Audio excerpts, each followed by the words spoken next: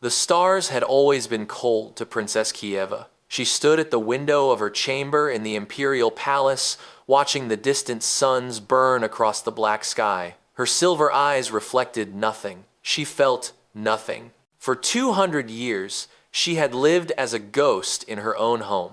The Velthari were an ancient species. They had ruled 1,000 worlds when humans were still living in caves. Their skin was pale blue, almost silver in certain light. Their eyes held the color of liquid metal.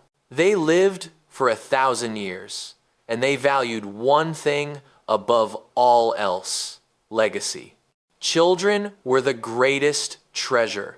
A Velthari who could not produce children was considered incomplete, broken, useless. Kieva was barren. The royal doctors had discovered it when she was just a child. Her genetic code was damaged in a rare way. Her cells rejected all Velthari genetic material. She could never bond with a Velthari male. She could never carry a Velthari child. The news had spread through the palace like poison.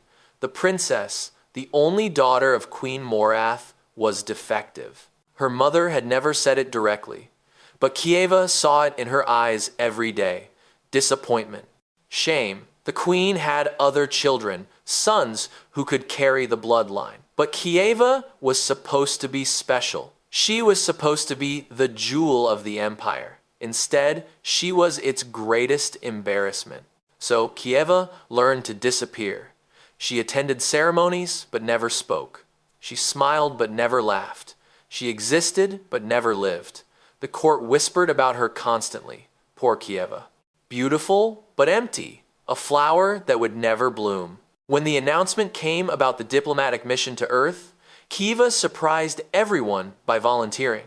Earth was a small blue planet on the edge of known space. The humans who lived there were young and primitive by Velthari standards. They had only discovered space travel a few centuries ago. They were loud, emotional, and short-lived. Most Velthari considered them barely worth noticing. But the Empire needed allies, and humans were eager to learn from the older species. A cultural exchange program had been arranged. No one important wanted to go. Earth was considered a boring assignment, far from the glittering politics of the imperial court. But Kieva saw it differently. Earth was an escape. On Earth, no one would know she was barren. No one would look at her with pity. She could simply be a princess doing her duty. Queen Morath approved the request without emotion. Perhaps she was relieved to have her broken daughter out of sight. The journey to Earth took 3 weeks. Kieva spent most of it alone in her quarters, reading about human culture. They were strange creatures.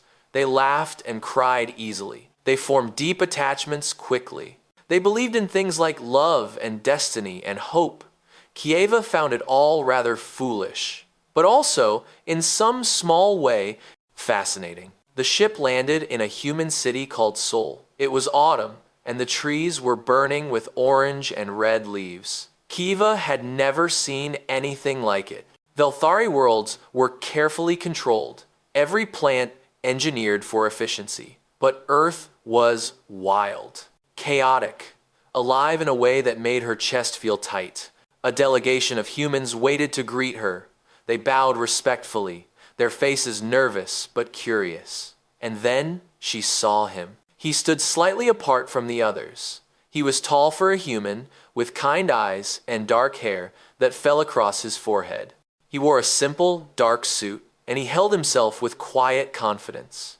When their eyes met, he smiled. Not a political smile, not a careful smile. Just a warm, genuine smile, as if he was actually happy to see her. His name was Tae-ho. He was a diplomat from the Korean Foreign Ministry, assigned to be her liaison during the mission. He stepped forward and bowed. "Welcome to Earth, Princess Kieva," he said. His voice was calm and pleasant. "I hope your journey was comfortable." Kieva looked at him coldly. She had learned long ago to keep her distance from everyone. "It was adequate," she said. If her coldness bothered him, he did not show it. He simply nodded and gestured toward a waiting vehicle. "We have prepared quarters for you in the city. Please, allow me to show you the way." Over the following weeks, Tae-ho proved to be annoyingly persistent. No matter how distant Kieva acted, he remained patient and kind. He answered her questions about human culture without making her feel stupid. He showed her the city's temples and palaces, explaining their history with genuine enthusiasm. He never pushed her to talk about herself, but he was always ready to listen if she wanted to speak. Kieva found herself confused by him. The Velthari valued strength and power. They showed respect through formality and distance. But Teho was different. He was gentle without being weak. He was respectful without being cold. He treated her like a person, not a princess, not a broken thing to be pitied. One evening, during a tour of a traditional Korean palace, Kieva suddenly felt dizzy. The Earth atmosphere contained elements that her Velthari biology struggled to process. She had been taking medication to help, but that day she had forgotten her dose. The world spun around her. She reached for a wall but found nothing.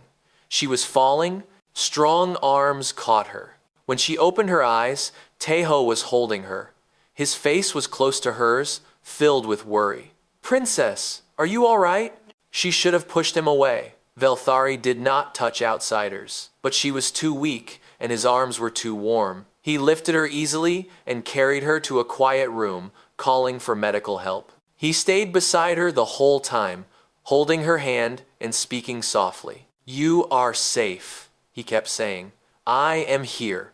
You are safe." No one had ever said those words to her before. Not her mother, not the court, not anyone. She had always been alone, surrounded by people who saw her as a problem to be managed. But this human, this strange, gentle man, looked at her like she mattered. The medical team arrived and gave her the proper medication. Within an hour, she was feeling better. Teho helped her sit up, and she finally looked at him properly, really looked at him. "Why did you help me?" she asked quietly. He seemed surprised by the question. "Because you needed help." "But I am Velthari. Your people gain nothing from helping me." Teho smiled, that warm smile again. "Not everything is about gaining something, princess. Sometimes we help because it is the right thing to do." Kieva stared at him for a long moment. Something shifted inside her chest, something small and fragile and completely unexpected. For the first time in 200 years, she felt something other than emptiness. She did not know it yet, but her life had just changed forever. That night, as she lay in her quarters watching the Earth-moon rise through her window, Kieva thought about the human with the kind eyes. She thought about his warm hands and his gentle voice. She thought about the way he looked at her like she was whole. It frightened her. But beneath the fear, there was something else. Hope. 3 months passed on Earth, and Kieva found herself changing in ways she did not understand. She had come to this planet expecting nothing. She had planned to complete her diplomatic duties, avoid everyone, and return to the Empire as invisible as she had left. But something had gone wrong with her plan. Or perhaps something had gone right. The problem was Teho. At first, Kieva tried to keep her distance from him. She requested different liaison officers for her meetings. She made excuses to avoid the cultural tours he organized. She told herself that the moment in the palace had meant nothing. He was just a human doing his job. His kindness was professional, nothing more. But Teho was patient. He never complained when she rejected his invitations. He never showed frustration when she treated him coldly. He simply waited, always nearby, always ready to help if she needed him, and slowly, without meaning to, Kieva began to trust him. It started with small things. She would ask him questions about human customs, and he would answer without judgment. She would make mistakes with human etiquette, and he would gently correct her without making her feel foolish. He never tried to impress her or flatter her. He just treated her like an equal. One day, Kieva finally gave in and accepted his invitation to a traditional tea ceremony. They sat in a small wooden room overlooking a garden. The tea master moved with slow, graceful motions, and the room was filled with peaceful silence. Kieva watched the steam rise from her cup and felt something she had not felt in centuries. Calm. Your people value efficiency, Teho said quietly. Every moment must have purpose. Every action must have meaning. Kieva nodded. Yes, that is the Velthari way. Teho smiled. Humans are different. Sometimes we do things just because they are beautiful. This ceremony has no practical purpose. It produces nothing useful, but it creates peace in the heart. Is that not valuable too? Kieva looked at him for a long moment. My people would call that wasteful. And what would you call it? Princess? She thought about it.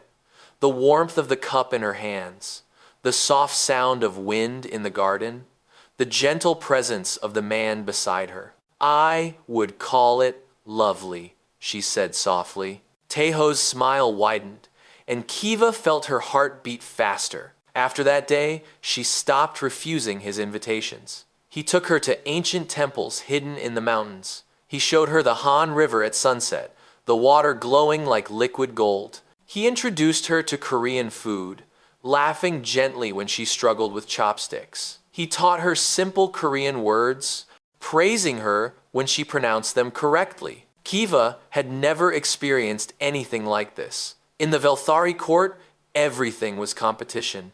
Every word was a weapon. Every smile hid a knife. But with Teho, there was no game. He was simply himself, kind and honest and real. One evening, they sat together on Namsan Mountain, watching the city lights spread out below them like fallen stars. The air was cold, but Kieva did not mind. She felt warm inside. Can I ask you something personal? Teho said. Kieva tensed. She had been dreading this moment. Humans were curious creatures. They always wanted to know more. You may ask, she said carefully, but I may not answer. Teho nodded. I have noticed that you seem sad sometimes. Not on the surface. You hide it well. But in quiet moments, when you think no one is watching, there is a shadow in your eyes. I wondered if you would like to talk about it. Kieva was silent for a long time. The wind blew through her silver hair. Below them, the city hummed with life. Among my people, she finally said, a woman's worth is measured by her ability to continue the bloodline. Children are everything. Legacy is everything. Teho listened quietly. I cannot have children, Kieva continued. Her voice was steady, but inside she was trembling. She had never spoken these words to anyone outside the palace. My genetics are damaged. I am barren. To the Velthari, I am broken, incomplete, a failure. She waited for his reaction. Pity, perhaps, or disgust, or awkward silence. But Teho simply looked at her with those kind eyes. That must have been very painful, he said softly. To be judged for something you cannot control. Kieva felt tears building behind her eyes. She fought them back. Velthari did not cry. I have accepted it, she said. I have no future, no legacy. I am here on Earth because there is nothing for me at home. Teho was quiet for a moment. Then he spoke. I lost my wife 5 years ago. Her name was Yuna. She was sick for a long time, and then she was gone. After she died, I thought my life was over. I thought I would never feel joy again. He paused, but I was wrong. The pain never fully goes away, but life continues, and sometimes, in unexpected places, we find new reasons to hope. Kieva looked at him. You do not think I am broken? I think you are someone who has been carrying a heavy weight for a very long time, Teho said gently. I think you are tired. And I think you deserve to be happy, regardless of what your people believe. A tear escaped down Kiva's cheek. She wiped it away quickly, embarrassed. But Teho pretended not to notice. Worth is not defined by what we can produce, he continued. It is defined by how we love, how we treat others, how we face our struggles with courage. By that measure, Princess, you are not broken at all. Kieva did not know what to say. No one had ever spoken to her like this. No one had ever looked past her condition to see her as a person. Without thinking, she leaned toward him, and he leaned toward her. And under the stars on Namsan Mountain, their lips met. The kiss was soft and gentle and filled with something Kieva had never felt before. It was warmth. It was connection. It was belonging. When they pulled apart, Teho's eyes were shining. "I know this is forbidden," he whispered. "I know your people would not approve. But I care about you, Kieva, not the princess. You." Kieva touched his face with trembling fingers. "I care about you too," she admitted, "and that terrifies me." They sat together in silence, holding hands, watching the stars. For the first time in 200 years, Kieva did not feel alone. But they were not as alone as they thought. In the shadows behind them, Commander Dreth watched with cold eyes. He was Kieva's personal guard, assigned to protect her during the mission. He had seen everything. The conversation, the tears, the kiss. He pulled out a communication device and opened a secure channel to the Velthari homeworld. "My queen," he said quietly, "I have information you will want to hear. The princess has become involved with a human." Thousands of light years away, Queen Morath received the message. Her silver eyes turned to ice. "Show me," she commanded, and when she saw the image of her daughter kissing a primitive human, her fury was absolute. The storm was coming. Kiva was sleeping peacefully for the first time in years when her communication device began to flash with an urgent red light. She opened her eyes slowly, still wrapped in the warmth of happy dreams. But the moment she saw the imperial seal on the message, that warmth turned to ice. The queen was calling her home. Kieva read the message 3 times, hoping she had misunderstood. But the words were clear. She was ordered to return to the Velthari homeworld immediately. No explanation was given, no reason was provided. But Kieva knew. Somehow, her mother had discovered the truth about Teho. She sat alone in her dark room, trembling. Fear gripped her heart.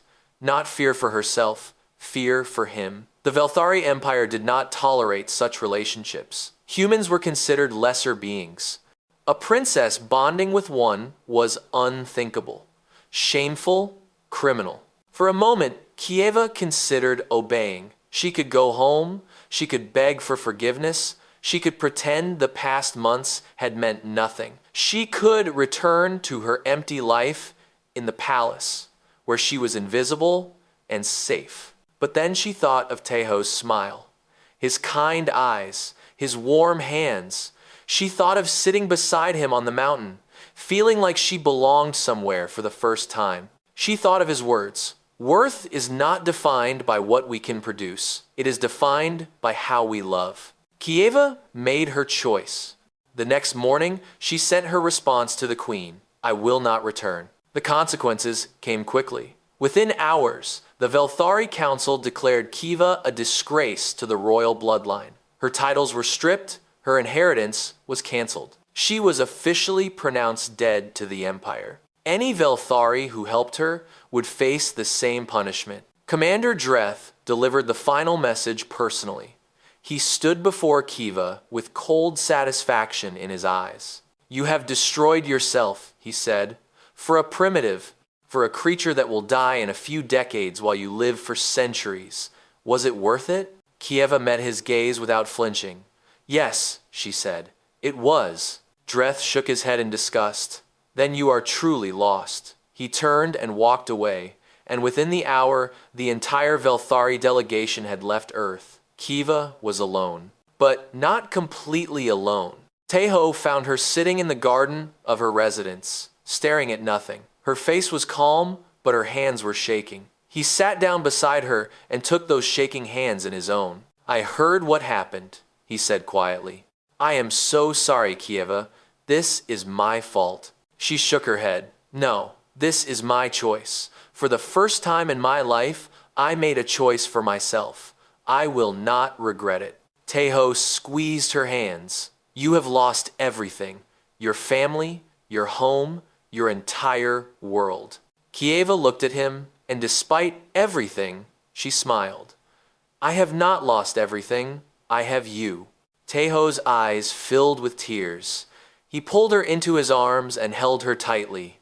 "Then you will always have a home," he whispered, "with me."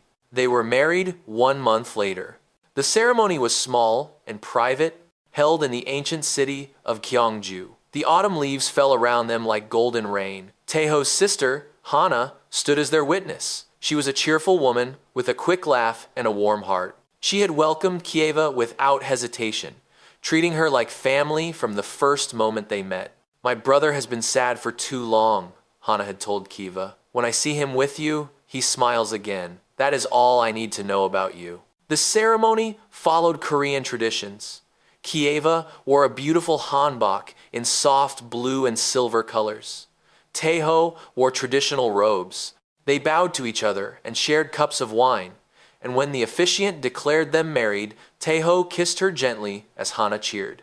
That night, they lay together in a small house near the old palace. The moonlight streamed through the window, and the world was quiet and peaceful. Kieva rested her head on Taeho's chest, listening to his heartbeat. "Are you happy?" he asked softly. "Yes," she whispered. "I did not know it was possible to feel this way. For 200 years, I was empty, and now I am full." Taeho kissed the top of her head. "I feel the same.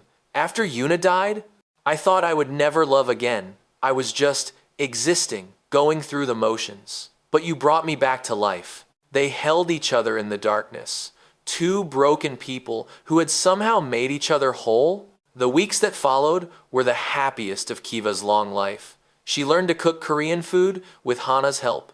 She explored the countryside with Taeho, discovering hidden temples and quiet villages. She learned to appreciate the chaos and beauty of Earth. She learned to laugh. Sometimes, late at night, she would think about her mother. She would wonder if Queen Morath ever regretted disowning her. She would wonder if, somewhere across the stars, her mother was thinking of her too. But those moments passed quickly. Kieva had a new family now. She had Taeho and Hana and a future she had never imagined possible. Until the morning, everything changed. It started with strange feelings.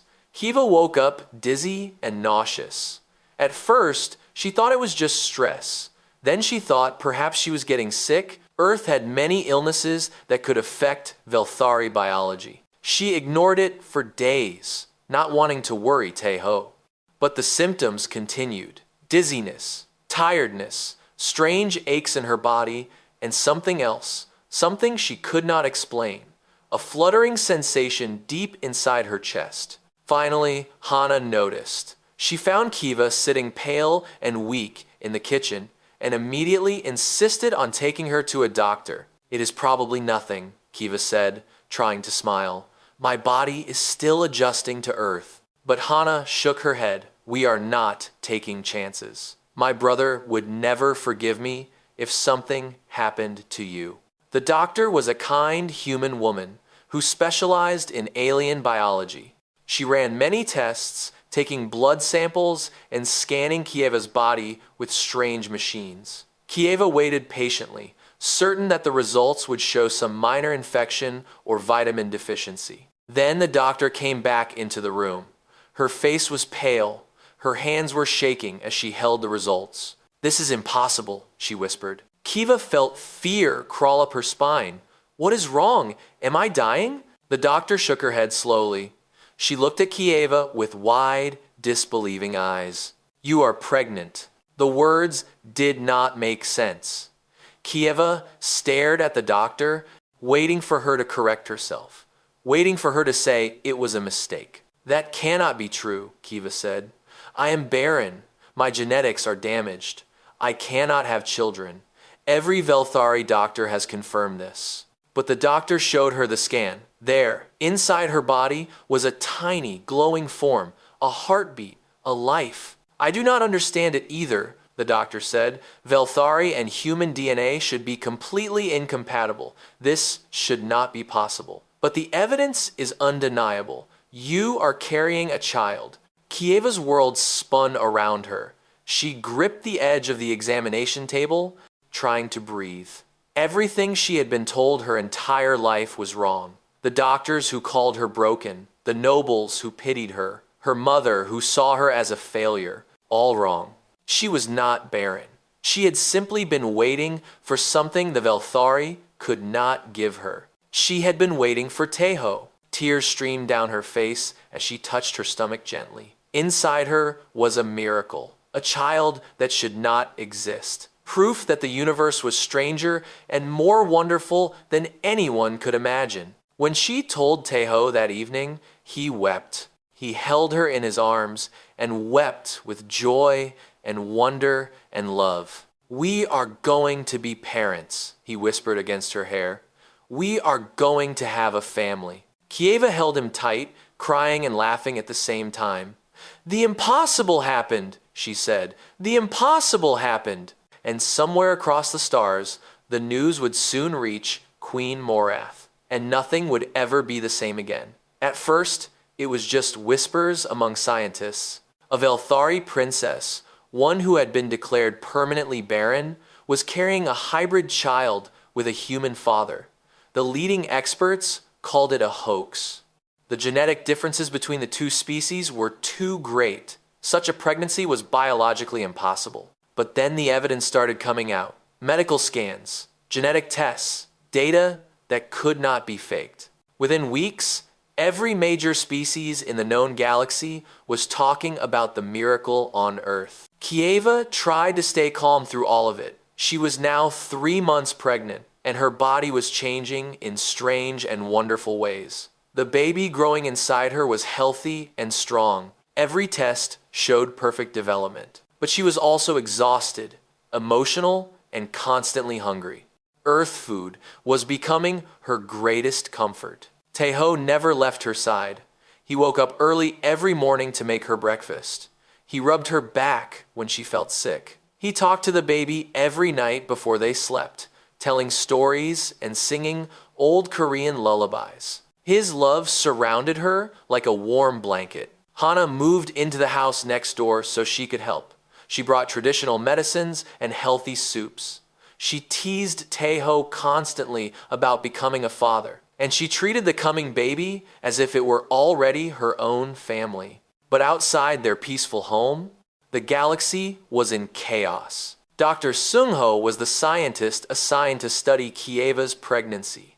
He was a brilliant geneticist from a university in Seoul, chosen because he specialized in xenobiology. He arrived at their home with gentle manners and endless curiosity. "I must be honest with you," he told Kieva and Teho during their first meeting. "I have no idea how this is possible. According to everything we know about genetics, your child should not exist." Kieva touched her growing belly protectively, and yet she does.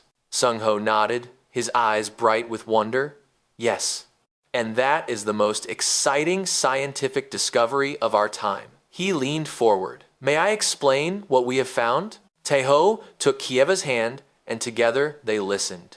"Velthari genetics are what we call rigid," Sungho explained. "Your DNA is extremely precise. Every gene has a specific function. Every sequence follows strict rules. This precision is why your species lives so long and rarely gets sick. But it is also why your genetics do not mix well with other species. Your DNA rejects foreign material." Kieva nodded. This matched what she had been told her whole life. "But human DNA is different," Sungho continued. "We are what scientists call chaotic. Our genes are messy, unpredictable, and constantly changing. We mutate quickly. We adapt to new environments easily. Our DNA is aggressive. It does not wait to be accepted. It forces its way in and finds a way to bond." He pulled up an image on his tablet showing 2 strands of DNA intertwined. When your genetics met Teho's genetics, something remarkable happened. His human DNA did not wait for permission. It adapted to your rigid structure. It found the gaps in your genetic code and filled them. It rewrote the rules. Kieva stared at the image. "You are saying that human genetics conquered my barrenness?" "In a way, yes. Human DNA is like water. It finds a way through any barrier. Where Velthari genetics would have failed, Human genetics succeeded through pure adaptability. Taeho squeezed Kieva's hand. So our child is a perfect hybrid, Sung-ho said with a smile. She carries the best of both species, the longevity and precision of the Velthari, the adaptability and resilience of humans. She is something entirely new, something wonderful. Kieva felt tears building in her eyes. For 200 years, she had believed she was broken, but she had simply been waiting for the right partner. A human partner whose chaotic DNA could dance with her rigid genetics and create life. The implications of this discovery sent shockwaves through the galaxy. Many alien species were facing fertility crises. Birth rates were falling, genetic diseases were spreading, some races were slowly going extinct. For centuries, they had looked for solutions and found none. But now there was hope. If humans could bond with Velthari genetics, perhaps they could bond with others too. Humanity, once considered primitive and unimportant, suddenly became the most valuable species in the galaxy. Earth's government was overwhelmed with messages, requests for diplomatic meetings, offers of alliance, promises of technology and resources in exchange for what? Access to human genetics? Marriage programs? The possibilities were endless and frightening, but not everyone saw this as good news. The Velthari Council was in turmoil. Some members wanted to capture Kieva and study her child. They saw the hybrid as a weapon, a way to solve their own fertility problems without admitting that humans were useful. Others wanted the child destroyed. They called it an abomination, a corruption of pure Velthari blood. Queen Morath listened to all of this in silence. She sat on her throne as her advisors argued and shouted. Her silver eyes revealed nothing. Her ancient face was carved from stone. Finally, she raised one hand. The room fell silent immediately. "Leave me," she commanded. The advisors bowed and departed. The great throne room emptied until only the queen remained. Morath stood and walked to the window. She looked out at the stars, thinking of her daughter, her broken, useless daughter who had run away with a primitive creature. Her daughter, who she had disowned and declared dead. Her daughter, who was now carrying the first natural Velthari hybrid in galactic history. For centuries, Morath had tried everything to cure Kieva's barrenness. She had consulted the greatest doctors. She had spent fortunes on experimental treatments. Nothing had worked, and so she had given up. She had accepted that her daughter was defective and pushed her away. But now a simple human had done what the entire Velthari Empire could not. Morath did not know what to feel. Pride, shame, rage. All of these emotions swirled inside her ancient heart. One thing was certain. She could not ignore this any longer. She could not pretend her daughter was dead. The child growing in Kieva's womb was Morath's grandchild. Her bloodline, her legacy. The queen made her decision. "Prepare my ship," she commanded into the silence. "I will go to Earth myself." When the news reached Kieva, she felt the old fear return. Her mother was coming. The woman who had looked at her with disappointment for 2 centuries. The woman who had declared her dead without a moment of hesitation. What did she want? To apologize? To take the baby? To punish Kieva for her defiance? Taeho held her as she trembled. "Whatever happens," he said firmly, "I will be beside you. She will not take you from me. She will not take our child. I promise." Kieva looked into his eyes and saw no fear. Only love. Only determination. "I believe you," she whispered. But deep in her heart, she knew that the coming confrontation would change everything. Her mother was the most powerful being in the Velthari Empire.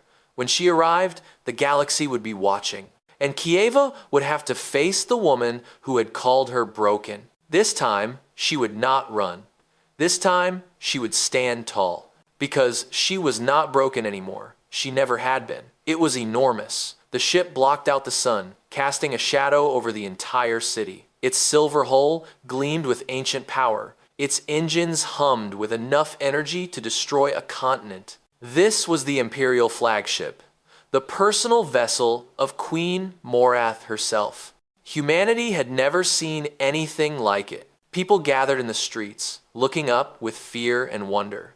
Military forces scrambled to defensive positions, though everyone knew their weapons would be useless against Velthari technology. News cameras broadcast the arrival to every corner of the world. Billions of people held their breath. But the warship did not attack. It simply hovered in the sky, waiting. Then, a single small craft detached from the massive ship and descended toward the ground. It landed gently in front of the Korean government building, where Kieva and Taeho waited with a group of human diplomats. Kieva was now 8 months pregnant. Her belly was round and heavy. Walking was difficult. Standing for long periods was painful. But she refused to sit. She refused to show weakness. Taeho stood beside her, one hand resting protectively on her back. He had dressed in his finest diplomatic attire. He stood straight and tall, his jaw set with determination.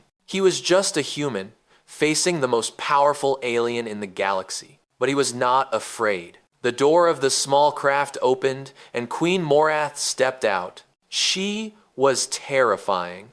Taller than any human, her pale blue skin seemed to glow in the sunlight. Her silver eyes were ancient and cold. Her robes flowed around her like liquid metal. She moved with the grace of a predator, each step precise and controlled. Behind her came a small honor guard of Velthari soldiers. But Morath needed no protection. Her presence alone was enough to make grown men step backward. She walked directly toward Kieva, ignoring everyone else. The human diplomats tried to speak, tried to offer formal greetings, but she passed them like they were invisible. When she reached her daughter, she stopped. Mother and daughter faced each other for the first time since the disownment. Neither spoke. Kieva felt her heart pounding. Every childhood memory, every moment of disappointment, every look of shame flooded back to her. She was a child again, standing before the throne, being told she was broken. But she was not a child anymore. She was a woman, a wife, a mother. She lifted her chin and met her mother's eyes. "Mother," she said, her voice did not shake. Morath studied her for a long moment. Her ancient eyes moved down to Kieva's swollen belly. Something flickered across her face. Disbelief? Fascination? It was impossible to tell. "Show me proof," the queen said. Her voice was cold as ice.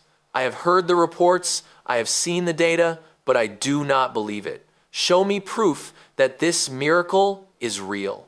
Kieva nodded to Dr. Sung-ho, who stepped forward with a medical tablet. His hands were trembling, but he managed to pull up the latest scans. "Your Majesty," he said, bowing deeply, "these are the genetic analyses of the child. As you can see, the DNA is a perfect hybrid of Velthari and human genetics. The pregnancy is healthy and progressing normally. The child is due in approximately 4 weeks." Morath took the tablet and studied it. Her eyes moved rapidly, processing information faster than any human could follow. The room was silent. Everyone waited. Finally, the queen looked up, and for the first time, her composure cracked. "This is impossible," she whispered. "My daughter was barren. Every doctor in the Empire confirmed it. Her genetics were damaged beyond repair." She looked at Kieva with something that might have been wonder. "How is this possible?" Kieva placed her hands on her belly. "Human genetics are different, Mother. Where our species is rigid, they are flexible. Where we fail, they adapt. Taeho's DNA found a way to bond with mine. It rewrote the rules." Morath's eyes moved to Taeho. It was the first time she had truly looked at him. She studied him, like a scientist studying a strange new creature. "You," she said, "you are the father." Taeho stepped forward. He did not bow. He met her eyes directly, human to Velthari, equal to equal. "I am," he said. "I am Kiva's husband. I am the father of our child, and I love them both more than my own life. Morath stared at him. No human had ever spoken to her like this. No human had ever dared to stand before her without kneeling. She could destroy him with a single command. She could wipe his entire species from the galaxy if she wished. But she did neither. Instead, she asked a question that surprised everyone. Why? She said. Why did you choose her? You knew she was barren. You knew she was disowned. You knew being with her would bring you nothing but trouble. Why would you give up everything for a broken princess? Taeho's expression softened. Because she is not broken, he said simply. She never was. She is kind and brave and beautiful. She sees the world in ways I never could. She makes me want to be a better person. He paused. And love does not calculate worth. Love does not measure what we can produce. Love simply is. The queen was silent. Her ancient eyes glistened with something that might have been emotion. Or perhaps it was just the light. Then the baby kicked. Kiva gasped and touched her belly. The kick was strong, stronger than usual. Dr. Sungho quickly checked his monitors. The child is responding to the queen's presence, he said with amazement. The heartbeat has accelerated. She knows her grandmother is here. Morath's face changed. The cold mask cracked further. She took a step toward Kiva, her hand rising almost unconsciously. May I? She asked. Her voice was barely a whisper. Kieva hesitated. Part of her wanted to refuse. Part of her wanted to punish her mother for centuries of disappointment. But then she looked at Morath's face and saw something she had never seen before. Hope. Yes, Kieva said. Morath reached out and placed her hand on Kieva's belly. Her palm was cool against the warmth of the skin. For a moment, nothing happened. Then the baby kicked again, directly against the queen's hand. Morath stumbled backward. Her eyes went wide. Her mouth opened, but no words came out. For the first time in her 1,000-year life, she was speechless. The kick had been real. The child was real. Everything was real. This is impossible, she whispered again. But this time, there was wonder in her voice, instead of denial. Kiva felt tears running down her face. Nothing is impossible, Mother. I spent my whole life believing I was broken. I accepted that I would never have a family, but I was wrong. Love found a way. Life found a way. Morath looked at her daughter with new eyes. She saw not a failure, but a survivor. Not a broken thing, but a woman who had defied the universe itself. And then she asked the question that would change everything. What are you? She said, turning to Taeho. Her voice was filled with something that might have been fear. What are humans that you can do what no other species can? What are you? Taeho met her gaze calmly. He took Kieva's hand and held it firmly. I am her husband, he said, and I am human. The queen looked at him for a long moment. Then she looked at her daughter. Then she looked at the belly that held her grandchild. The galaxy had always believed that power came from technology, from military strength, from ancient bloodlines and genetic purity. But perhaps they had been wrong. Perhaps the greatest power was something else entirely.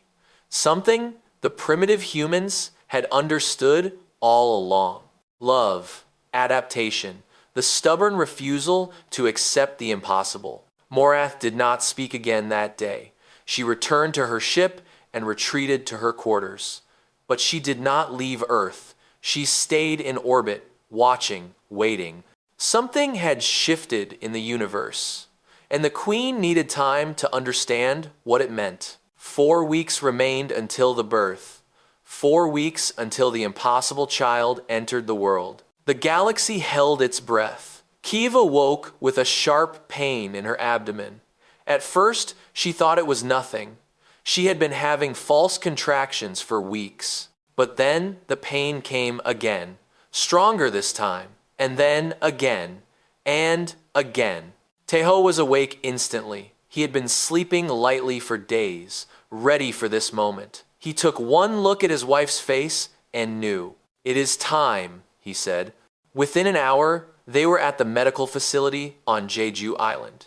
It was a special place, built specifically for this birth. Human doctors and Velthari medical experts had worked together to create it. The building was fortified with the strongest defenses both species could provide. Outside, soldiers from Earth stood guard alongside Velthari warriors who had quietly returned after the Queen's arrival. The galaxy was watching. Everyone knew what was at stake. Dr. Sung-ho met them at the entrance. His face was tense but focused. "We are ready," he said. "Everything is prepared. You are in good hands." Teho held Kieva's hand as they walked inside. She gripped him tightly, her face pale with pain. The contractions were coming faster now. "I am scared," she whispered. Teho kissed her forehead. "So am I. But we will do this together. I will not leave your side." Hana was waiting in the corridor. She had been crying, but she smiled when she saw them. "You are going to be wonderful parents," she said. "I will be right here the whole time." Even Commander Dreth was there. The Velthari soldier who had once reported Kieva to the Queen now stood guard at the door. His face was hard, but his eyes were soft. "I served you for a century," he said quietly to Kieva. "I watched you suffer in silence. I saw how the court treated you. I was wrong to judge you." He bowed his head. "Protect her well, human." Teho nodded. "I will." The labor was long and difficult. Velthari births were usually precise and controlled, assisted by advanced technology. But this child was different. Half human, half Velthari. Her genetics were unique, and her birth would be too. Hour after hour passed. Kiva screamed and pushed, her body straining against the limits of what it could endure. The doctors worked frantically, adjusting medications and monitoring vital signs. Several times, alarms rang as complications arose. Teho never let go of her hand. He talked to her constantly, reminding her of their first meeting, their first kiss, their wedding day, every happy memory they had shared. "Stay with me," he begged. "Stay with me, Kiva. We are almost there." Outside the medical room, Queen Morath waited. She had come down from her ship that morning without announcement. She had walked into the facility, and no one had dared to stop her. Now she stood in the corridor, silent and still, her ancient eyes fixed on the closed door. Hana approached her cautiously. The human woman was tiny compared to the alien queen, but she was not afraid. "She is strong," Hana said. "Your daughter. She has survived things that would break most people. She will survive this too." Morath did not respond. But she did not walk away either. 18 hours. That was how long the birth took. 18 hours of pain and fear and desperate hope. And then, finally, a cry filled the room. It was small at first, weak, but then it grew stronger, louder, more insistent. The cry of a newborn child taking her first breath of air. Dr. Sung-ho lifted the baby gently. She was tiny and perfect. Her skin was a soft lavender, a beautiful blend of her mother's blue and her father's warmth. Her eyes, when they opened, were silver like Kieva's, but her hair was dark and thick like Teho's. She was the most beautiful thing anyone in the room had ever seen. "A girl," Sung-ho announced, his voice thick with emotion. "Healthy, perfect, absolutely perfect." Teho wept openly. He did not try to hide it. He took the baby from the doctor and cradled her against his chest. "Hello, little one," he whispered. "Hello, my daughter." Kieva was exhausted. Her body had been pushed beyond its limits, but she smiled through her tears and reached for the child. Teho placed the baby in her arms. Mother and daughter looked at each other for the first time. "Bo-Ra," Kieva said softly. "Her name is Bo-Ra." Teho nodded. "Bo-Ra." It meant purple in Korean, the color of twilight, the moment when day meets night, when two different things come together to create something beautiful. It was the perfect name. The doctors finished their work, and the room grew quiet. The new family lay together, wrapped in warmth and love. For a long moment, nothing else existed, just them. Then the door opened. Queen Marath stepped inside. She moved slowly, almost hesitantly. It was strange to see such a powerful being seem uncertain. She approached the bed and looked down at her daughter and grandchild. Kieva tensed. Even now, even after everything, part of her expected rejection, part of her expected her mother to find some flaw, some reason to criticize. But Morath did not speak. She simply looked. Bora made a small sound. Her tiny hand reached up, fingers grasping at nothing. "May I hold her?" Morath asked. Her voice was different, softer, smaller. Not the voice of an empress, but the voice of a grandmother. Kieva looked at Teho. He nodded slightly. "Yes," Kieva said, "you may." Morath reached down and took the baby with infinite care. She cradled Bora against her chest, her ancient arms wrapped around the tiny form. The baby looked up at her with those silver eyes, curious and unafraid. Something broke inside the queen. Tears fell from her eyes. She had not cried in centuries. She had believed herself beyond such weakness. But here, holding this impossible child, the walls she had built around her heart crumbled. "I am sorry," she whispered. "I am so sorry, Kieva." Kieva felt her own tears falling. For what? For everything. For making you feel worthless. For pushing you away. For being blind to what you could become. Morath looked at her daughter with anguish. "I was told you were broken, and I believed it. I should have fought harder. I should have loved you better." Kieva reached out and touched her mother's arm. "We cannot change the past, but we can choose what comes next." Morath looked down at Bora again. The baby yawned and closed her eyes, already falling asleep. "She is beautiful," the queen said. "She is perfect." "She is a miracle," Teho said, "born from love between two species that should never have been able to create life together. She is proof that the universe is more wonderful than any of us imagined." Morath nodded slowly.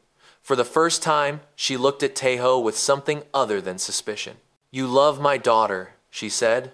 It was not a question. "More than anything," Teho replied. "You will protect her? Protect them both? With my life?" The queen studied him for a long moment. Then she did something no one expected. She bowed her head to him. "Thank you," she said quietly. "Thank you for giving my daughter the life she deserved. Thank you for proving that she was never broken." She paused. "Thank you for teaching an old queen that she was wrong." Teho bowed in return. "Thank you for coming. Kieva needed her mother today. She will need her grandmother in the days to come." Morath smiled. It was small and fragile, but it was real. She placed Bora back in Kieva's arms and stepped back. "I will not stay long. You need rest." She moved toward the door, then stopped. "But I will return, if you will have me." Kieva looked at her mother with tears in her eyes. 2 centuries of pain, 2 centuries of loneliness, and now, finally, a chance to heal. "Yes, mother," she said, "we will have you." Morath nodded once and left the room. Teho sat on the bed beside his wife. Bora slept peacefully between them. The moonlight streamed through the window. "We did it," Kieva whispered. "We actually did it." Teho kissed her gently. "Yes, we did." And somewhere across the galaxy, billions of beings watched the news broadcasts announcing the birth of the impossible child. A new age was dawning. The future had been changed forever, and it had all begun with love. The galaxy was no longer the same place it had been. Everything had changed. Everything was still changing. And at the center of it all was a small house in Gyeongju, where a human father, a Velthari mother, and their hybrid daughter lived a simple life. Teho stood in the garden, watching the cherry blossoms fall like pink snow. Spring had arrived, painting the world in soft colors. Behind him, He could hear Bo-Ra laughing. She was learning to walk now, taking shaky steps between her mother and her Aunt Hana. "Come to me, little one," Kieva called, holding out her arms. "You can do it." Bo-Ra wobbled forward. Her silver eyes were focused with determination. She had her mother's eyes and her father's stubbornness. 1 step, 2 steps, 3. Then she fell, landing softly on the grass. For a moment, everyone held their breath. But Bo-Ra did not cry. She looked up at her mother with a confused expression, then laughed.